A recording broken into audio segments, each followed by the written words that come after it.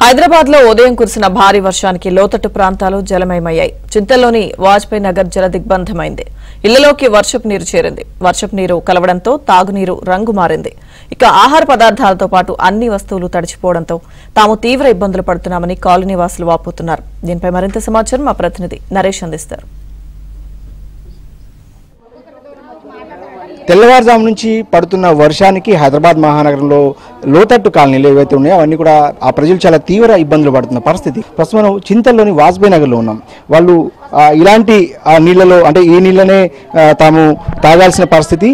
నీళ్ళన్నీ కూడా అంటే సంపులో నీళ్ళన్నీ కూడా వర్షం నీళ్లు కలిసిపోయి మొత్తం కూడా బురదమయమైన పరిస్థితి. ఆహార పదార్థాలన్నీ కూడా తడిచిపోయాయి. సో వీళ్ళంతా కూడా చాలా ఇబ్బందులు పడుతున్నారు. ఒక గల్లీని అంటే మన వాజ్పేయి నగర్లోని ఒక లోతట్టు ప్రాంతంలో ఒక గల్లీలో ఉన్నాం. అంటే వర్షం నీళ్లు వరద నీళ్ళు వచ్చి వెళ్ళిపోయిన తర్వాత ఆ గల్లీ పరిస్థితి ఎట్లా ఉందో ఒకసారి మనం గమనిద్దాం. పూర్తిగా బురదగా మారిపోయిన పరిస్థితి. చాలా ఘోరంగా ఉంది సార్ పరిస్థితి. ఏంది బియ్యం నాన్నయ్యి, నీళ్లు నాన్నయ్యి, మొత్తం పండుకున్న బట్టలు, పిల్లలు స్కూల్ కోదామంటే బుక్కులు అన్నీ నానిపోయినాయి. అసలు ఏమి మనకు నిలవడం అంటే చోటు లేకుండా ఇండ్లలో నీళ్ళు వచ్చి ఈ పిల్లలు స్కూలు అన్నీ. ఒక మాట వృద్ధులు కూడా కొంతమంది ఉన్నారు. వీళ్ళంతా కూడా చాలా తీవ్ర ఆవేదన వ్యక్తం చేస్తున్నారు. నిద్రలేనే బిడ్డ మాకు మీద గురుస్తుంది, కింద నీళ్ళు వస్తున్నాయి. మరి ఏం చేయాలి? తిండి చికాన లేకుండా నీళ్ళు ఎత్తిపోసుకుంటే లేచి సంది 5 గంటల సంది. ప్రతి ఏడాది ప్రతి చిన్న వర్షం పడినా కానీ ప్రతి ఇంట్లోకి పోతుందండి. ఇక్కడ అన్ని రేకుల రూమ్లు ఉన్నారు, పెద్ద బిల్డింగ్లు కట్టుకున్నారేమో, హైట్లో కట్టుకున్నారు కాబట్టి వాళ్ళకి ఏ ప్రాబ్లం ఉండదు. ఇక అప్పటి వాళ్ళకి లేనోళ్ళు, ముసలోళ్ళు, వాళ్ళ కొడుకులు వాళ్ళకి ఎక్కడ వెళ్ళిపోయిన వాళ్ళు ఉన్నోళ్ళు వాళ్ళకి ఇబ్బంది అవుతుంది.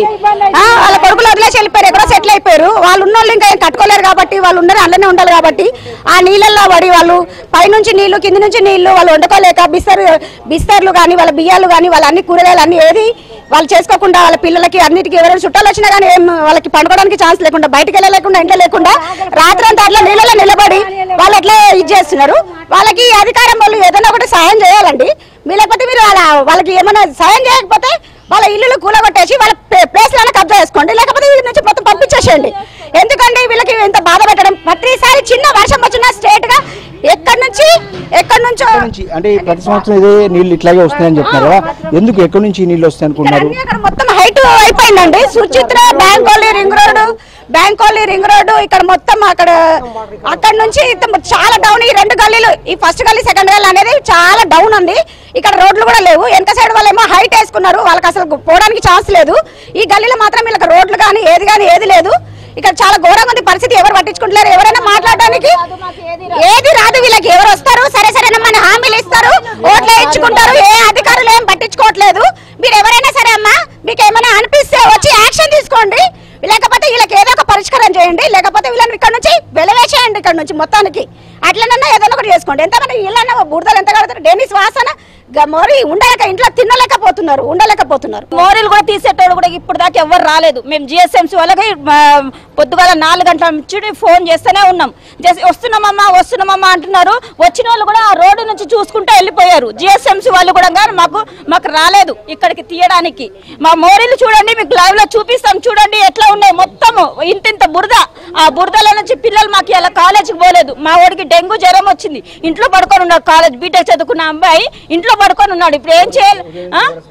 ఇంకెవరు ఏం చేయట్లేదు. మాకు జిఎస్ఎంసీ నుంచి మాత్రం ఎవరు రాలేదు. ఇప్పటి వరకు మాకు ఎవరు పట్టించుకోరు, పాపాలు కూడా పోలేరు.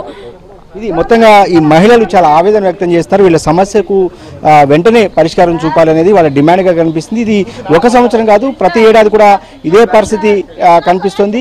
కొన్ని కాలనీలు, ఈ కాలనీస్లో కొన్ని నాలాలు నిర్మించడం కావచ్చు, పైనుంచి వచ్చే నీటిని డైవర్ట్ చేయడం ద్వారా కూడా కొంత వీళ్ళ సమస్యకు పరిష్కారం లభించే అవకాశం ఉంది. కాబట్టి ముఖ్యంగా ప్రభుత్వ యంత్రాంగం కావచ్చు, జిహెచ్ఎంసీ సిబ్బంది కావచ్చు వెంటనే స్పందించాలని చెప్పి వీళ్ళంతా కూడా కోరుతున్నారు.